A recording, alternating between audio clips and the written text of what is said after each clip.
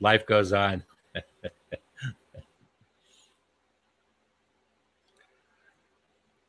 Good day. It's SmallBizDavid here, and we have a great opportunity today that I wanted to take advantage of.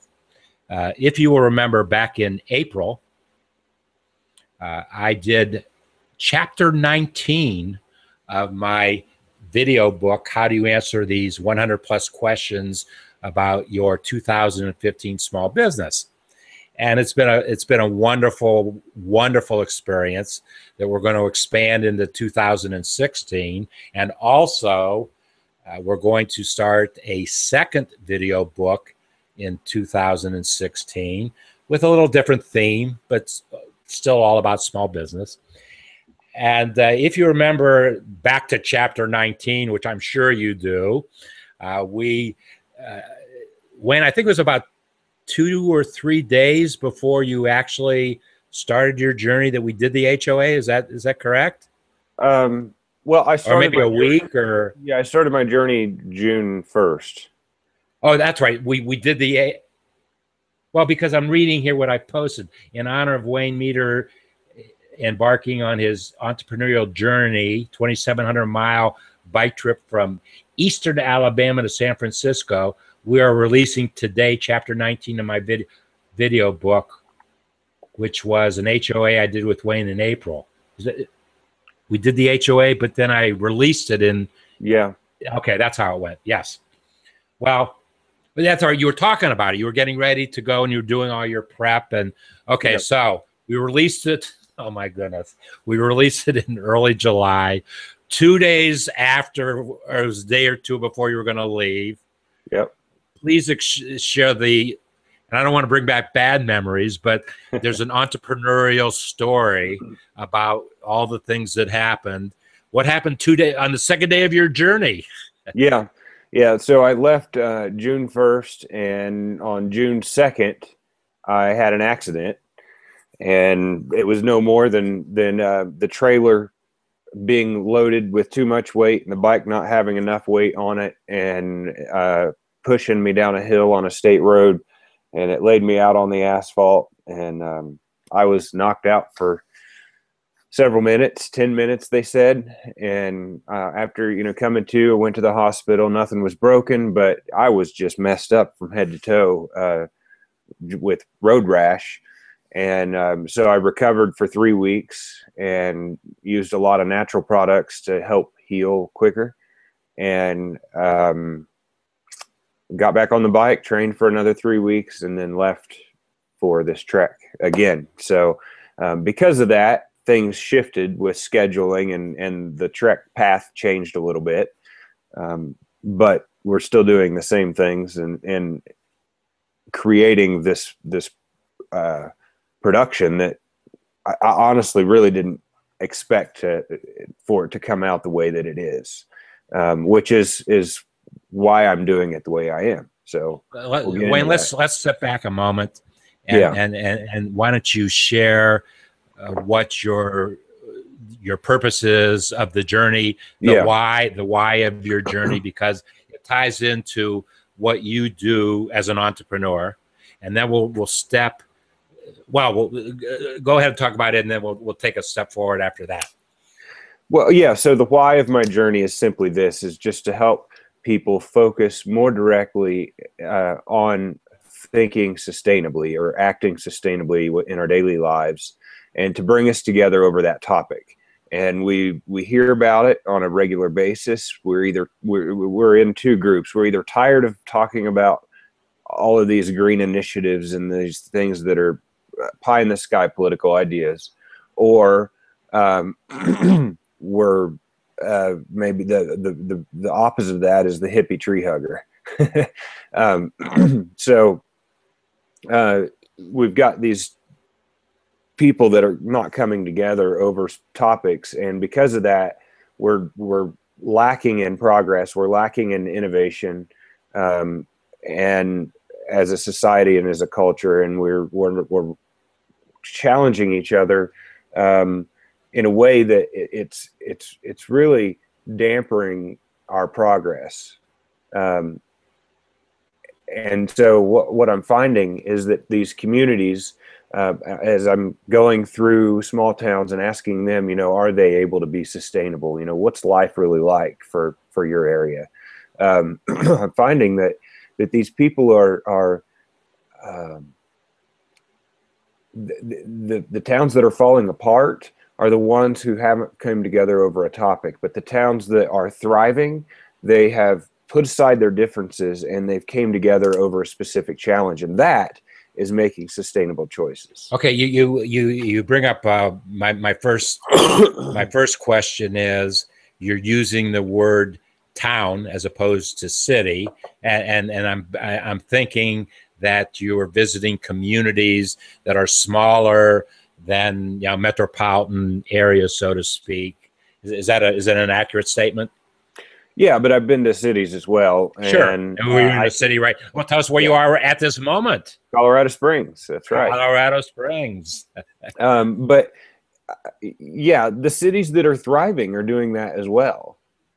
So I don't know. I don't know the answer to fix everything, but that's part of what this trek is about, is to kind of uncover some of the hidden challenges that we're all facing in our daily lives, and that talking about those challenges and facing a problem and fixing it is one of the best ways to move forward, as an individual or as a society and culture. And I think we need to really get back to this community mindset, whether it's community over a topic or a community who lives around me in my same block or in my neighborhood or within my section of the city or within the county, etc. These communities need to get back to working together. And I think that they'll look a lot different because we have technology to use to communicate within that community, but we still need to bring the human element. We need to not forget that the human element matters in this case, because a lot of us is just, we've lost this personal touch, this communication, this being in touch with reality, with who they really are. They're so fed with everything around them on a constant basis in the hustle and bustle of life that they really don't even know who they are. They're just a product of society, of culture. I guess as a publisher, I have to ask the question. I'm sure, the adventures that you're having and the people that you are meeting, it's really your biggest challenge is, how do I capture all this stuff? I'm sure you're doing lots of videos in what you're doing, and you have a YouTube channel that you are you posting that YouTube channel every day or every other day? Or no, I'm not doing it that regular. What I'm doing is I'm filming this whole process. I'm using solar energy. That's why I'm pulling a trailer to fold up solar panels into it. But I'm using solar energy for the production, for powering the laptop, the iPhone, the camcorder, and also to charge the lighting that I need.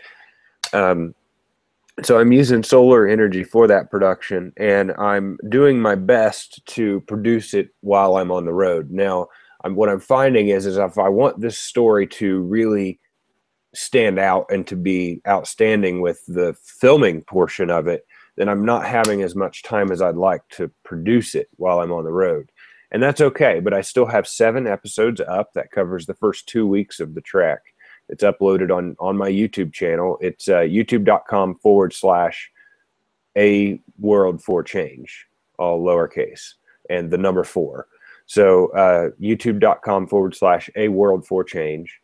And people can go there and watch the first 7 episodes of this trek. And in that first 7 episodes, I got sick within the first 2 weeks. I stayed at places where I had no plans of staying.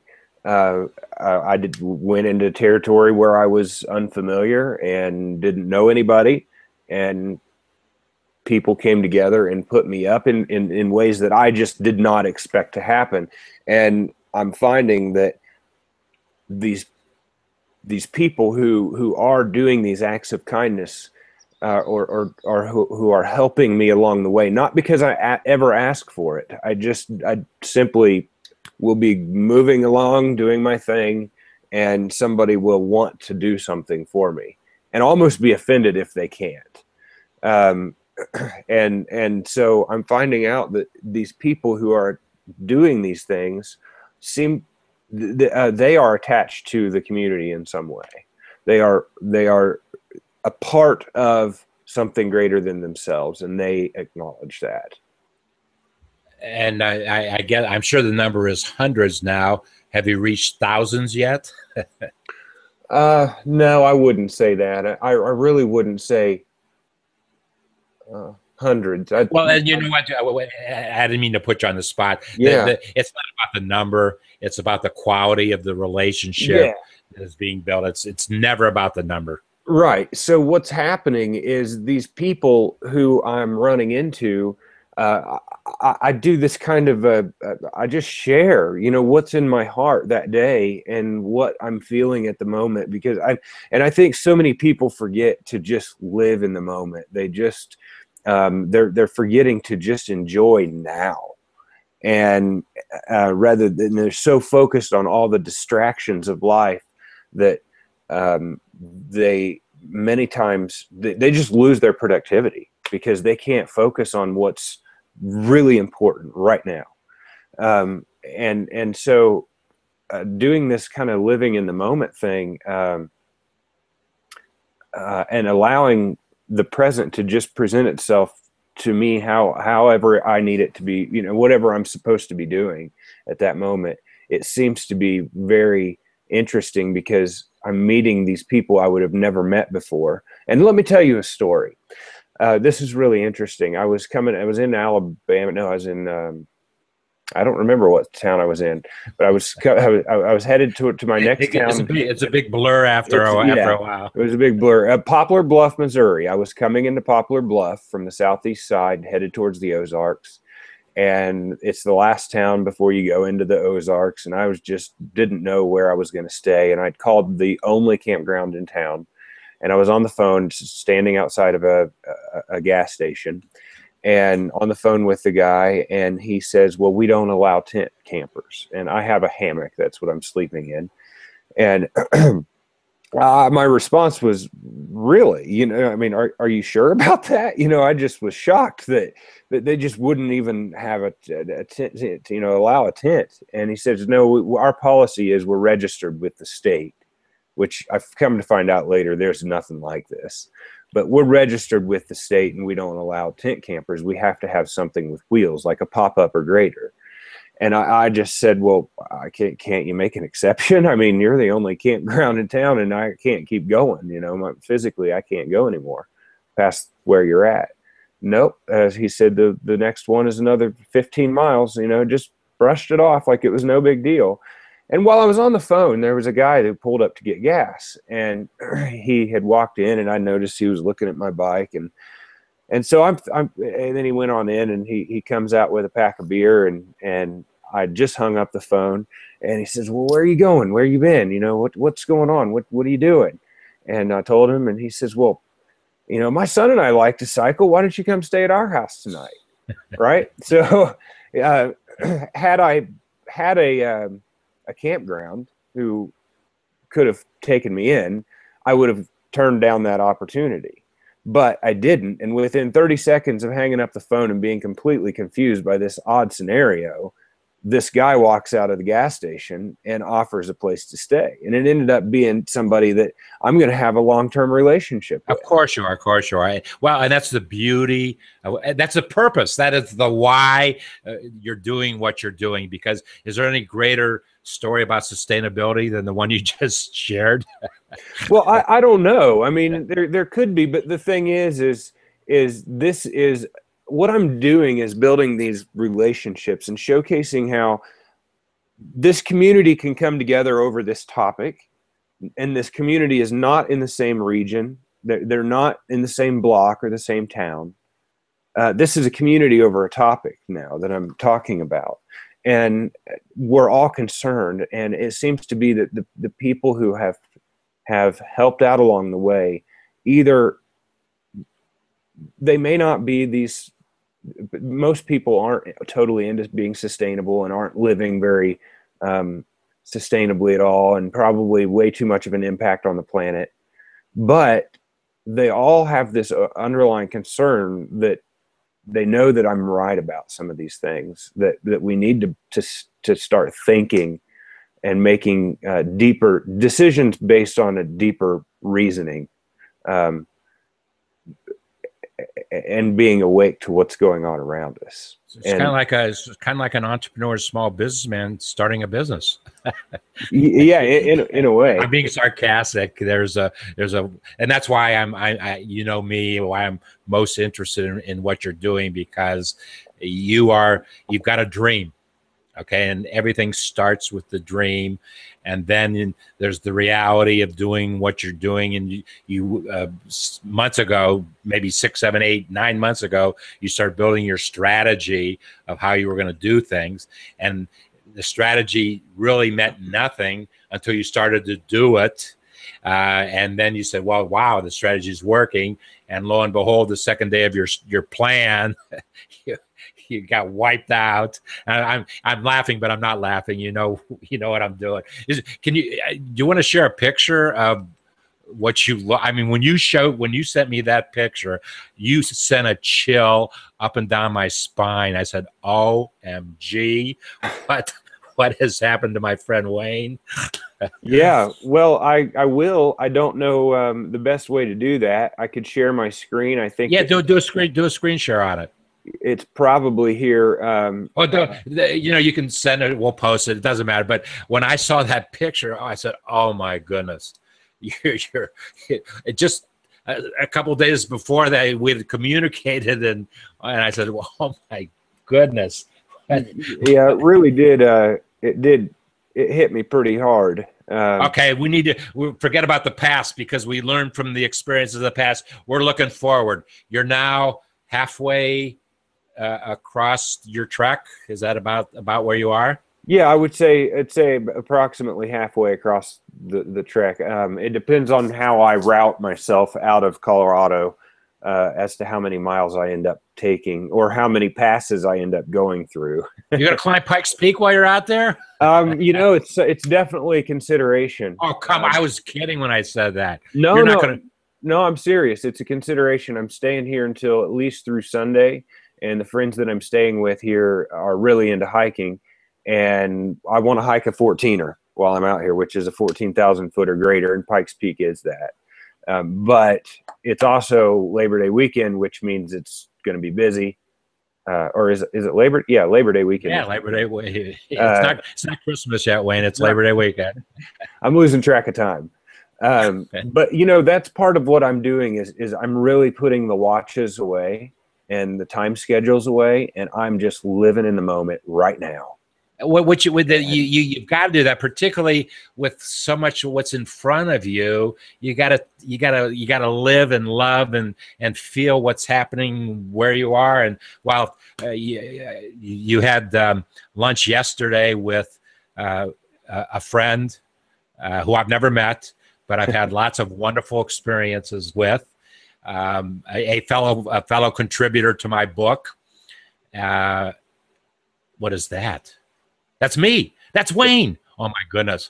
Who's that on the left side there? So that's the progression. But this is what it looked like at first. Oh my goodness. And how long did it take to get from left to right? 3 weeks.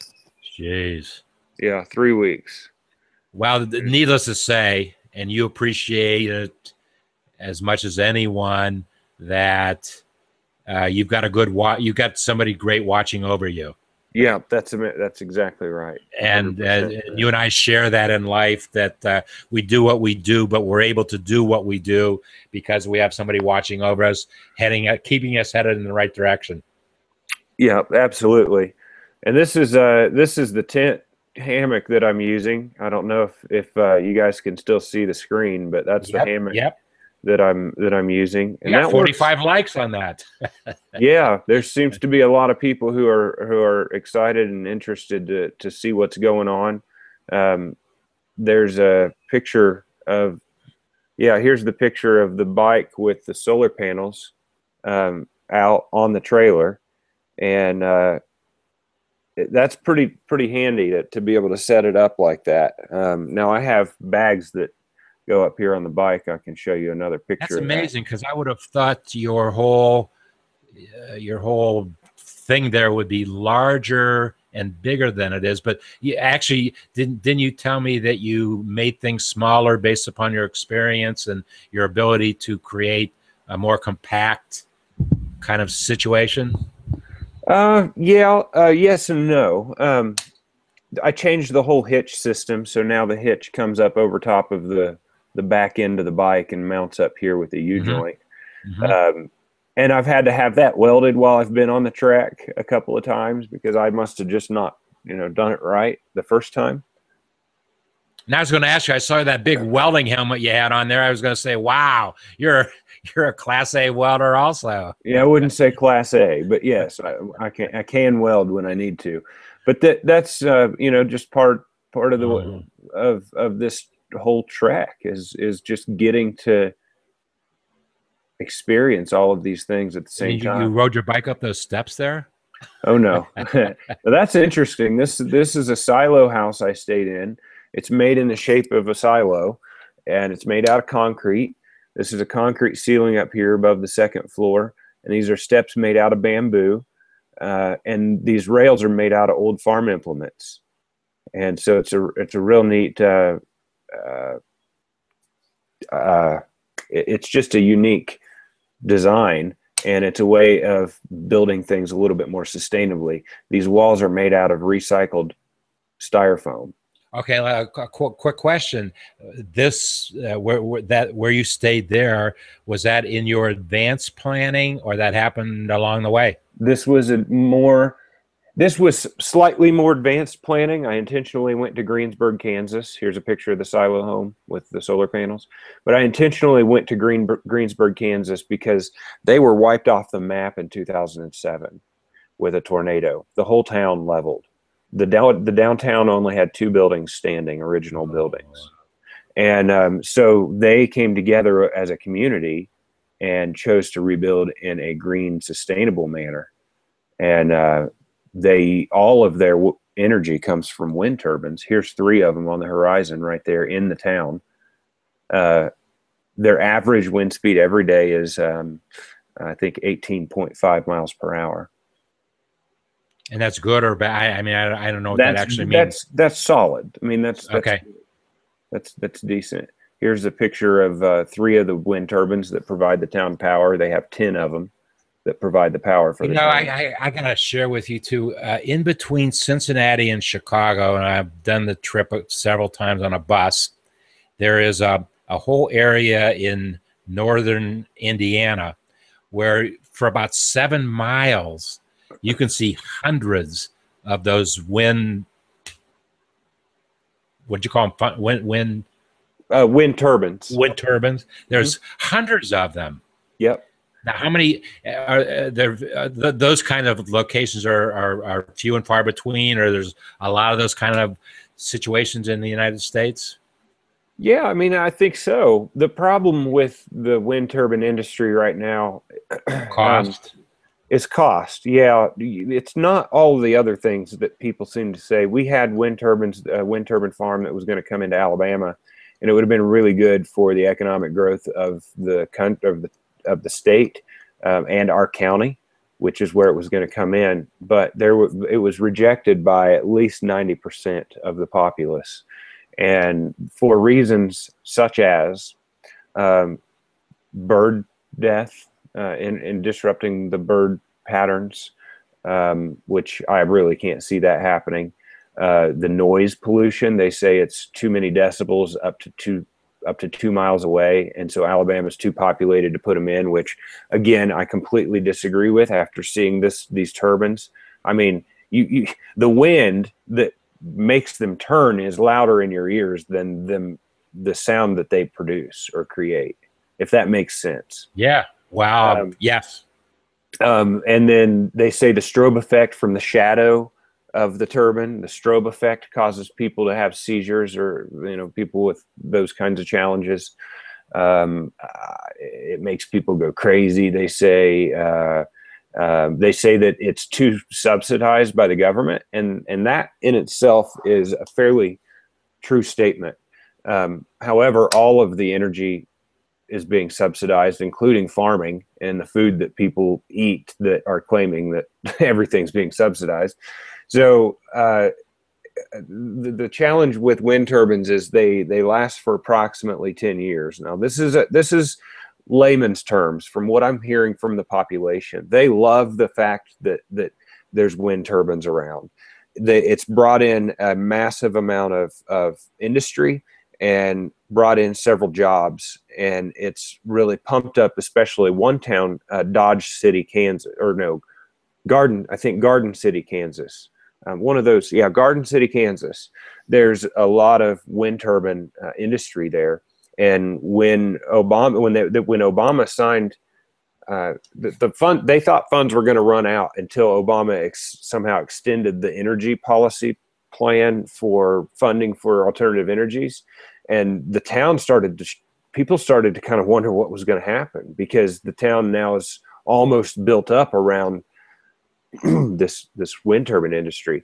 And so the wind turbines last approximately 10 years. At the end of 10 years, they need to be replaced and majorly repaired, which again costs, say, if you were going to replace it, then it'll last another 10 years. And they never break even. They start to break even right at 10 years as far as a profit. And that's with government subsidies. So drive the cost down somehow. Yeah. So is it a good thing? Well, the locals say, well, heck yeah, it's a good thing. It's a good thing that at least they're not losing money. So it makes it profit. It creates jobs, and it drives the economic growth of the area that's embracing it. And that to me is a good thing. So yeah, we still need to drive the costs down. But these are things I'm figuring out as I'm going along, and it's exactly what I wanted to figure out, because you get all of this politically involved speak from both sides of the aisle and media outlets that don't really truly get to the root of the challenges that are involved. They only speak what they're paid to speak, so to speak. You should give Sir Donald a call, see what he has to say about it. I don't know. I think people are just puppets. Okay, well, I know you're anxious to get some more stuff done and get going and planning. And Wayne, I'm very honored and thrilled that I'm in a very, very small part of your journey. It's excited me, and I hope we can excite a lot of people with it, and help to get your message out there, because you're doing the right thing. You're doing the right thing when you had a huge stumbling block, but you got up and you continued on. You're doing the right thing when that stuff happens. Yeah. And there's a master plan for you, and you're working the plan. Yeah, that's right. I think, though, I mean, one thing I just want to keep impressing on people, entrepreneurs especially, is sometimes we get so focused on the metrics of things and the financials and how things are going to work out, that we forget to just live in the moment and be a part of the plan and allow ourselves to and our businesses to develop organically and develop out of passion and love, rather than outside investment that makes it grow at a quicker pace than maybe it should be growing. Yeah. Wow, what a wonderful entrepreneurial lesson that you've shared today. And so you're about halfway, plus or minus. When do you think you're going to hit San Francisco? Hoping to do it by October 18th. Oh, so you actually have a kind of a target date? A shoot for target date. Today is day 46 out of 90. So day 46. I'm taking some notes here. Yeah. And so I think that it's possible to do what I'm wanting to do and still get in all the filming and the break days that I need. Kind of taking one long break here in Colorado Springs. I've got the bike repaired. I've had to put new tires. I had to rebalance and true the wheel and retension all the springs on the back wheel, or the retention the spokes. I recently got new shoes and new pedals that allow me to clip into the pedals now, so I can gain more power going up the hills. Oh, a good point. You hadn't clipped into your pedals before now? No, I've been doing it all with flat pedals, and I know as a cyclist, you're thinking, "Holy cow!" No, no. Well, I want to talk to you off air a little bit about that real quickly, because I'm going through something right now myself, and you hit on a hot button right now. So. Okay, all right. So I hadn't clipped in until now, but all cyclists will tell you and know that it's best to be clipped in because you can deliver more power to your forward motion using the upstroke of your leg. And also, I've been having problems with a knee here and there. So if you're having problems with a knee, you can compensate more with your other leg if you're clipped in, because you can push and pull with that leg and give your other oh leg, my gosh, you've hit another really hot button in my life right now, Wayne. Yeah, okay, so well, there you go. So that's one of the reasons why I've decided to go ahead and clip in, and it costs a little bit to get those shoes and outfit the bike that way, but it's only smart, and I'm trying to do what's right for the situation at hand. For the I'm gonna guess you could have been able, you could do that for about $100. Am I in the ballpark? It was shoes for 80, and the kind of clips pedals I got were 60. I was gonna say, because there's a performance, they're a chain, and I bought anything I bought from them, and they seem to be their prices really good. So, okay, well, thank you for your time today, and it's kind of appropriate that we're hitting you about the 1 day plus the halfway point. Yeah, I don't know if we'll talk publicly in an HOA before San Francisco, but I definitely want to catch up with you again to do a final chapter. Not a final chapter, a summary chapter. I don't want it to be your final chapter. A summary chapter when you hit San Francisco, and anything I can do to help, just let me know, and we'll publicize it for sure. That's the beginning, and just make things happen. And you're one of the best entrepreneurial stories that I've been able to share and talk about. So thank you very much, Wayne. you bet. Thank you for your time. Thank you. Okay.